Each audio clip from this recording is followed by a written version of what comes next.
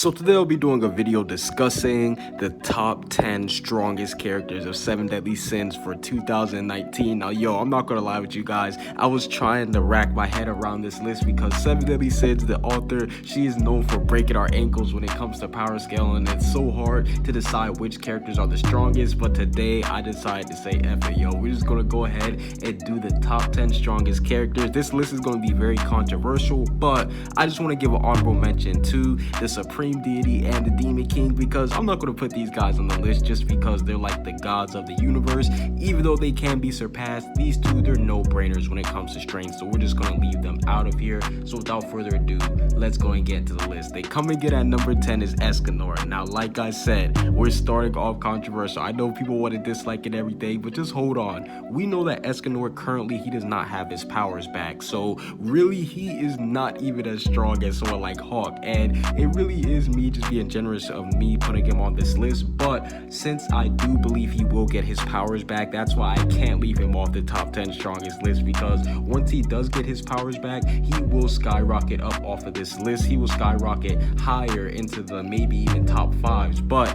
as of right now I have to rank him low because he does not have his power. And speaking of powers, I'm putting Diane at number 9 ahead of him. Now, I just gotta say that Diane, she is kind of slept on when it comes to the 7 Deadly Sins. She is one of the weaker members, but we do know that she just got the full strength of her giant clan back. You anime onlys, once the new season comes out, you guys will know what I mean. But Diane, just like King, did get a huge power boost, so I definitely do have to say that we might have to start putting some respect on Diane's name, because it looks like she is going to be a lot stronger than what people thought she was going to be. And speaking of somebody being stronger than who we thought he was going to be, coming in at number 8 is King Arthur. Now, the reason why I have him on this list is for 2 reasons. Number 1, we know that he's going to be coming back into the series. I'm not going to spoil what happened to him, but we know that he's going to come back because Hawk's mother basically confirmed that the king is going to be reborn. Now, I don't know if that's going to be Arthur getting reincarnated as somebody else,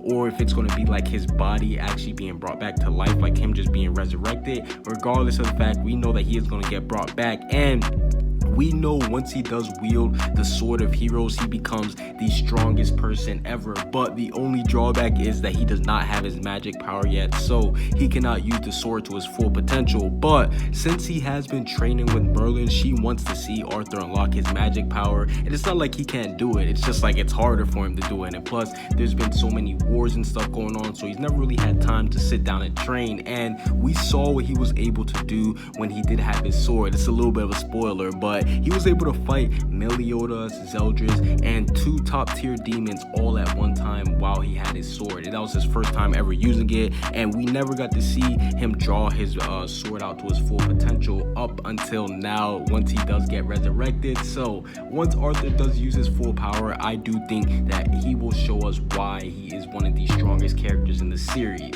Coming in at number 7 is Merlin, and Merlin, I do believe she's an underrated character for the 7 Deadly Sins, because some people might not think she's strong because she doesn't have like physical things like Meliodas, Bond, or Escanor, but her magic ability is crazy. We know that she finessed the Supreme Deity and the Demon King and became the one known as the Blessed Child, and she basically has the power of infinity, where she can max out anybody's magic power by infinity. So she's literally a cheat code. Even the other characters in the series say that she's a cheat code, and we know that she is still technically a kid, so she hasn't even reached her full potential either. And I definitely do have to say that Merlin, once she actually does end up growing up, and once she does end up learning how to master all of her magic abilities, I definitely do think that she will be maybe a top 5 strongest characters in the series.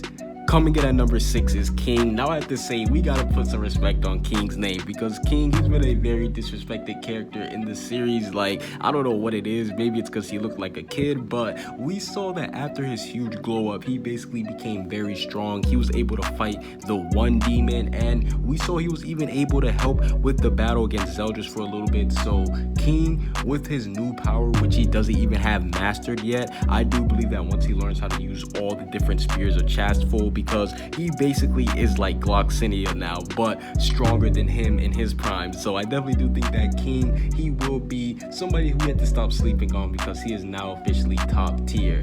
now that we are in the top 5 list, coming in at top 5, at number 5 is Bond. Now, Bond, I would have to say that he has the most impressive feats from the 7 deadly sins out of everybody. Yes, and that's simply because, number 1, we saw he was able to go to purgatory, and yo, this is Bond, a regular human. He was able to survive in purgatory. Granted, he was immortal, and him being in purgatory did actually make him lose the ability to be immortal, but we saw he was able to withstand in there, and we saw what Merlin said about purgatory. They said that basically anybody who's not a demon will end up dying in there, and we saw he was able to go toe to toe with the Demon King. Yes, he was actually able to give him blows, and I'm not gonna lie, that was probably the most impressive fight that I've seen, just because Bond, I never thought he was able to be able to fight the Demon King. Now, he wasn't like demolishing him, but the fact that he was able to put in work against him was very impressive. And he was kind of the reason why they stopped him on his outside world. Obviously, we know that Meliodas won the battle in his head, so that's what really won them the battle overall. But Bond being able to hold off the Demon King's physical body definitely was very impressive after his return from purgatory. Coming in at number 4 is Gotha. Now, I just gotta say that this character, it's just so hard to rank him when it comes to power, because number 1, we know that he is a demon that's been locked away by the Demon King himself. That's how strong Gotha is, and we found out that he is responsible for basically changing everything in the entire story, because he brainwashed Estarossa, aka Myles, into believing that he was a demon, and that's basically what balanced out the whole holy war situation. So Gotha, he is very slept on, and we found out that his body, the doll, which is his original, well, I guess you could say it's the original form, because it's the one that we just got introduced. It was the one that we got introduced to first, but the doll version of Gotha, he just got his heart back too, so that means that he has a lot more power, and once he actually does master that, I do think that that will help him. But I'm not even speaking about the doll Gotha, the good Gotha, because I think that the demon one, yeah, the humanoid looking one, the one that has like the scar on his face, the cool looking one, I do think that he will end up returning, because the way how he went out, yeah, it was very sad and it was very emotional, but he's already been shown to be a cunning character, hence him basically brainwashing everybody, and he basically tricked Melascula and the Demon King into getting out of the prison in the first place. So I do think that Gotha, he is one of the strongest characters in the series, whether you're talking about his doll form or his real body.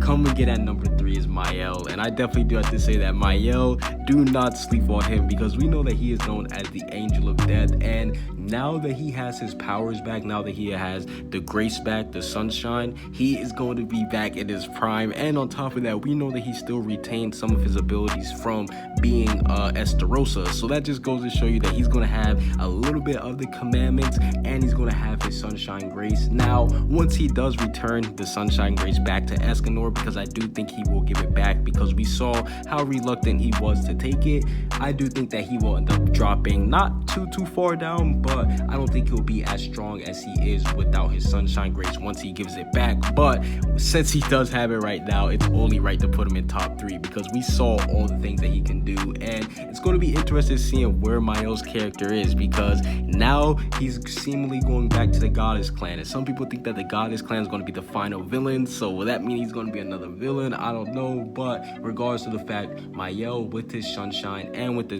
commandment abilities does have to rank him in the number 3rd spot.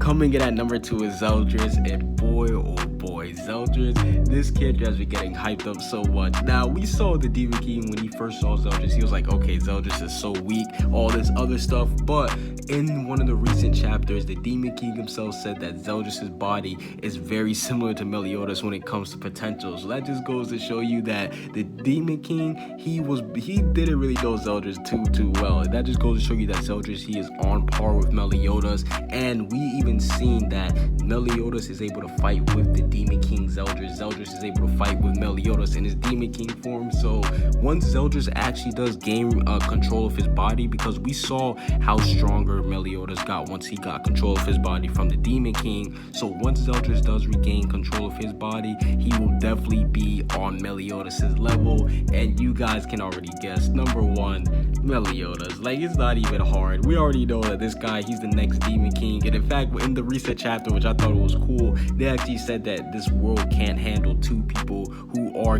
Demon King level. So that just goes to show you that Meliodas, he is official. But yeah, Meliodas, like I said, it's a no-brainer. Obviously, he's fighting the Demon King's Elders right now, and we already know all of his crazy abilities he can do. I truly do think that I don't think there's been a series when it's been this much of a dominant gap between like the strongest character like everybody else, because Meliodas, he definitely is the #1 strongest character in the series, and he could even surpass the Supreme Deity or the Demon King. But that's basically it for this little video discussing the top 10 strongest characters of 2019. I'm not gonna lie, this was a hard list to make, and if you guys want to see more power scaling and more versus like videos, make sure you guys drop a like, because yo, I will be uploading a lot more videos on this channel. Yo, it's time to start grinding. But that's basically it for this video discussing the top 10 strongest characters of 2019. Comment what you guys think down below, subscribe if you haven't. Peace out.